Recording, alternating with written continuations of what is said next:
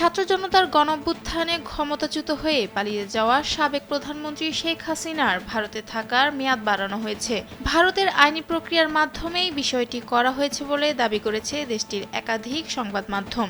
হিন্দুস্তান টাইমসের প্রতিবেদনে জানানো হয়, দিল্লির foreign regional registration office FRRO Sheikh হাসিনার ভারতে অবস্থানের অনুমতির মেয়াদ আরও বাড়িয়েছে।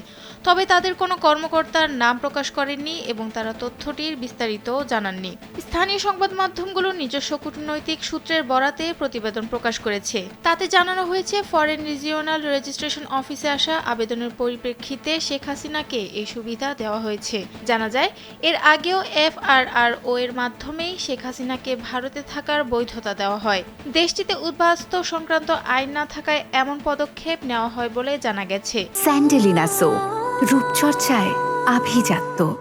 এরই মধ্যে জুলাই-আগস্ট গণহত্যার সঙ্গে জড়িত থাকার অভিযোগে শেখ হাসিনা সহ ৯৭ জনের পাসপোর্ট বাতিল করেছে বাংলাদেশ। প্রধান উপদেষ্টার উপপ্রেস সচিব আবুল কালাম আজাদ মজুমদার এ তথ্যটি জানিয়েছে। এতে ফের শেখ হাসিনার ভারতের অবস্থানের বৈধতা নিয়ে প্রশ্ন ওঠে। এছাড়া আন্তর্জাতিক অপরাধ ট্রাইব্যুনাল আওয়ামী লীগের গত ১৫ বছরের শাসনামলে গুমের ঘটনায় দলটির সভাপতি ও সাবেক প্রধানমন্ত্রী শেখ হাসিনা সহ ১১ জনের বিরুদ্ধে গ্রেপ্তারি পরোয়ানা জারি করেছেন। সোমবার ট্রাইব্যুনালের চেয়ারম্যান বিচারপতি মোহাম্মদ গোলাম মর্তুজা মজুমদার নেতৃত্বে ৩ সদস্যের বিচারিক প্যানেলে এই আদেশ দেন বলে জানা যায়।